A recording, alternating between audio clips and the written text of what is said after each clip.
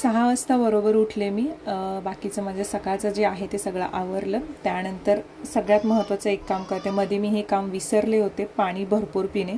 1 ग्लासभर पाणी पिते, कोमट नाही गरम नाही, जे नॉर्मल टेम्परेचरला हंड्यामध्ये असतं ते पिते। त्यानंतर बाहेर झाडू मारणं आणि बाहेर पाणी मारणं हे माझा नेहमीचा नित्यक्रम आहेच।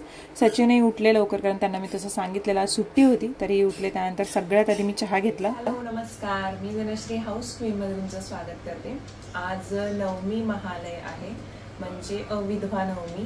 ज्या बायका सधवा मरण पावलेल्या असतात तर त्यांच्यासाठी हे केलं जातं पितृपक्षामधलं। तर ते आज आम्ही करतो, म्हणजे दरवर्षी आई सासूबाई गेल्यापासून स्टार्ट आहे।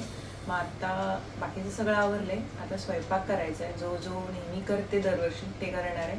आणि इथे काकी आहेत, त्यांना जेवायला बोलवायचं आहे।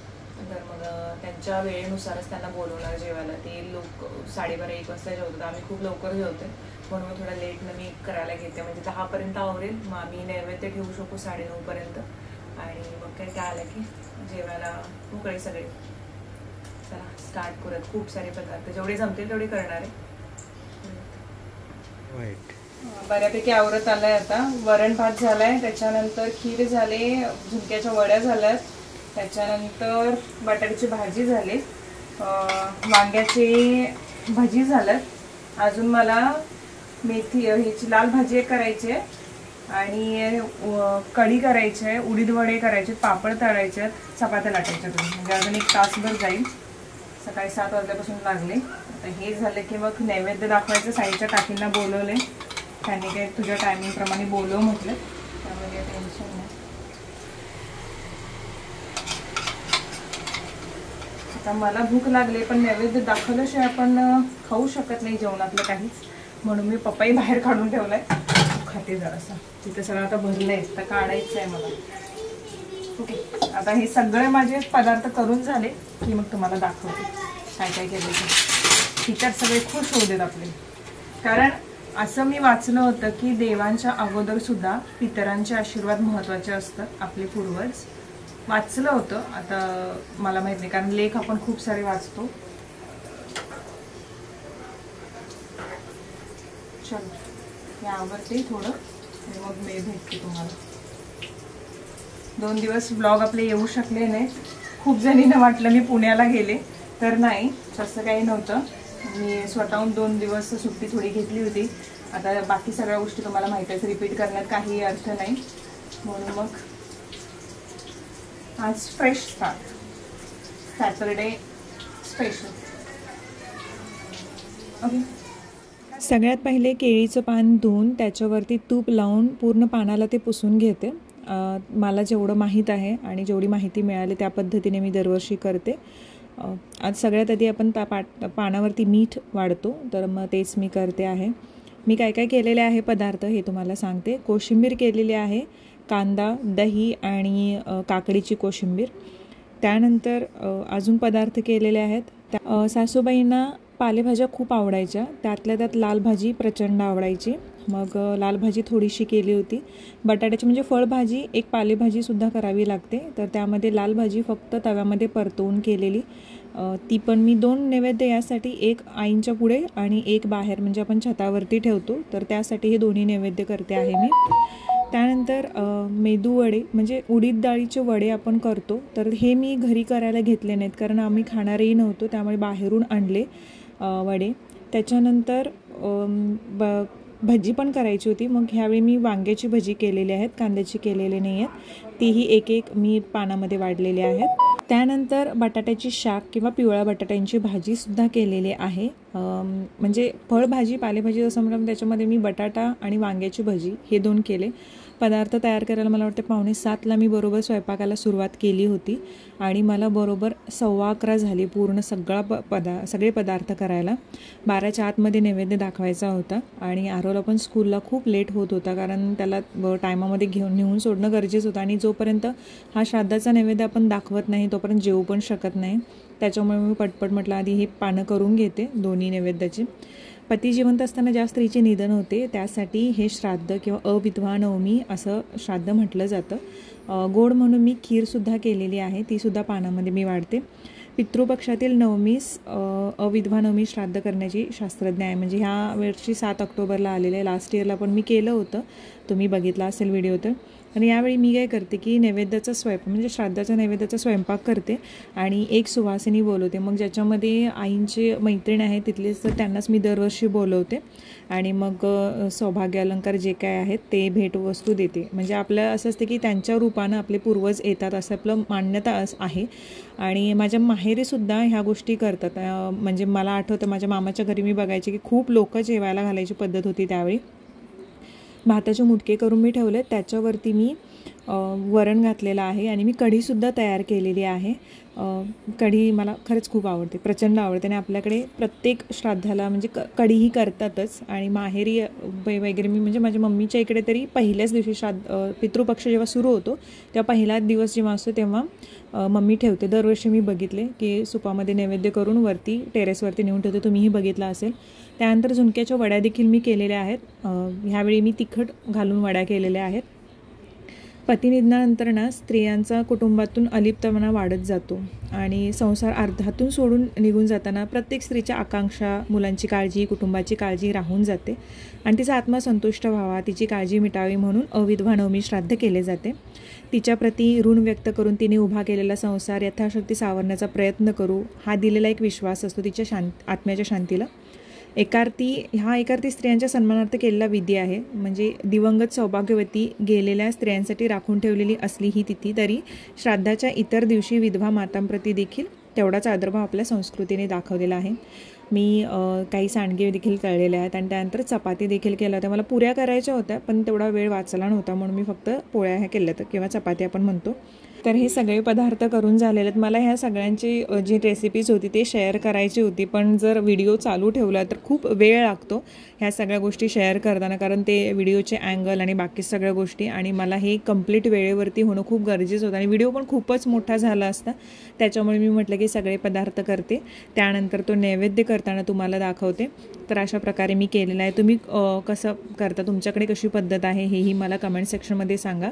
गावी आपल्याला बरं पडते की आपल्याला कावळे वगैरे दिसतात आणि टेरेसवरती ठेवलं आपण तर ते येतात, पण इथे आम्हाला असा प्रॉब्लेम होतो की आम्ही जे ग्रिल आहे घराचं तर त्याच्यावरती ठेवतो आणि त्याच्यामुळे होऊन जातं. म्हणजे का माहीत त्यावेळेला कावळा येऊन घेऊन जातो, बाकी दिवशी नाही दिसला तरी. ह्या दिवशी सचिनला थोडंसं लो फील वाटत होतं, कारण किती झालं तरी आईवरचा म्हणजे सासूबाईंचा किंवा बाबांचा जीव खूप आहे त्यांच्यावरती, लाडाचे आहेत ते 7व्या महिन्यातले, त्यामुळे आई पण खूप त्यांचे लाड वगैरे भरपूर होते, त्यामुळे त्यांना थोडंसं लो फील वाटत होतं आणि बाबांनाही सुद्धा. आणि बाबांचे असं म्हणणं होतं की सगळं व्यवस्थित कर तू, आणि मला खूप हेल्प होते बाबांची सुद्धा ह्या गोष्टीमध्ये की आपलं जे आहे म्हणजे पितृपक्षाचं महालय आपण म्हणतो की आमच्या गावाकडे म्हाळ म्हणतो आम्ही, तर हे व्यवस्थित व्हावे. पितर सुखी तर आपण पण सुखी, कारण त्यांचे आशीर्वाद आपल्याला लाभणं खूप गरजेचं आहे. आणि आपण कितीही पुढे गेलो ना तरी ह्या गोष्टी आपल्याला म्हणजे चालू ठेवाव्या लागतील. कारण का सांगू की आपल्याला असं वाटतं की नवीन पद्धती आपण अवलंबल्या म्हणजे आपण खूप पुढारलेले झालो किंवा आपण खूप मॉडर्न झालो, तर जोपर्यंत आपली जी रूट्स आहेत, आपली जी मूळ आहेत ती सोबत आपण घेऊन जात नाही तोपर्यंत आपण पुढे जाऊ शकत नाही. आणि खूप वेळा आपल्याला सांगतात देखील की घरी पितृदोष असेल किंवा ह्या गोष्टी म्हणजे पितर सुखी नसतील तर तुमची प्रगती होऊ शकत नाही. आणि माझा अशा काही गोष्टींच्यावरती विश्वास आहे. मी कुणाला असं सांगत नाही की अशा गोष्टी असतात किंवा हे, पण आमच्याकडे जी पद्धत आहे तीच तुम्हाला सांगते आहे. मी असं कुणालाही सांगत नाही येते की ह्या फॉलो करा किंवा हे करा, पण मला असं वाटतं आणि त्यामुळेच माणूस सुखी देखील होतो याची मला खूपदा प्रचिती आले, म्हणून मी ह्या गोष्टी अगदी मन लावून करते.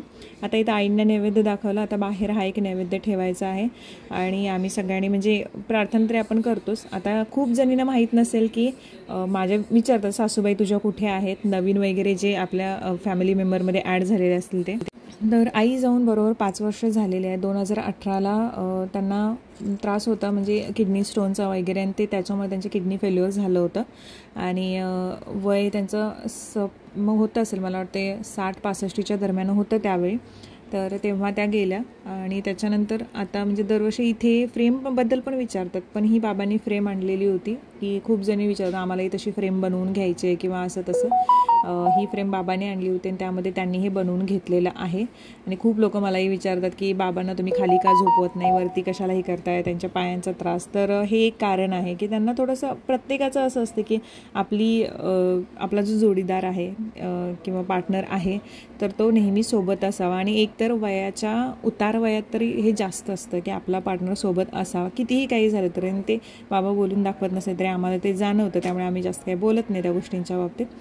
त्याच्यानंतर बाकी सगळा एक नैवेद्य मिळून जो मी बाहेर इथे खिडकी थ्रू दाखवलेला, गावी असते तर आपल्याला टेरेसवरती किंवा मग दारात वगैरे हे करता आलं असतं, पण ते मग इथूनच जसं आपल्याला पॉसिबल होतं किंवा जसं मला पॉसिबल होतं त्या सगळ्या गोष्टी मी करण्याचा प्रयत्न करते.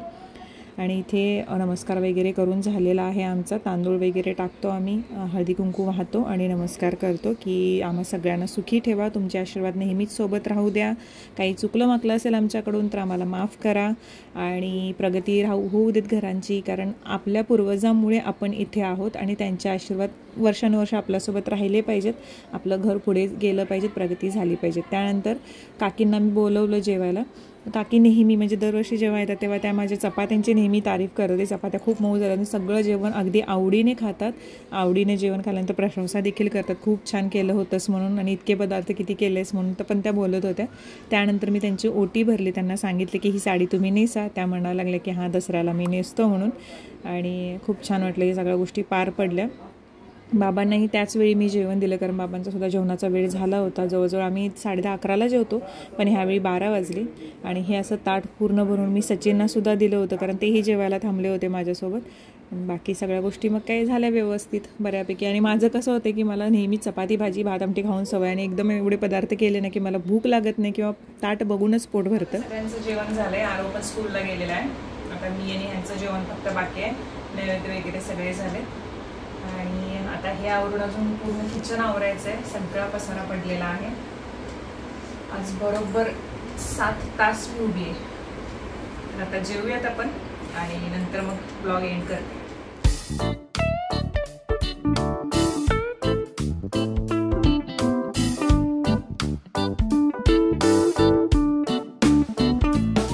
आराम आवडतोय आणि काय आवडतं?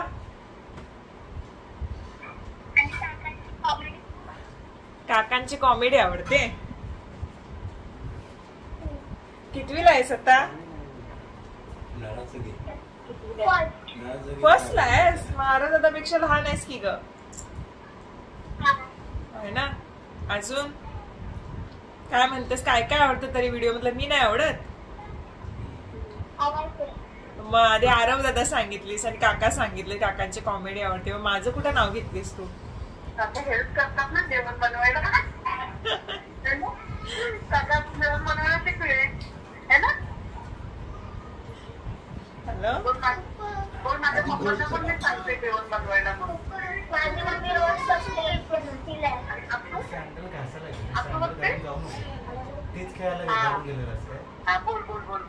बोल ना, तू बोल. तू बनवणार आहेस काय जेवायला? मग आता तूच म्हटलीस ना तुम्हाला काय जेवायला बनवू म्हणून. आता तू बनवणार तेच मी खाणार बाबा.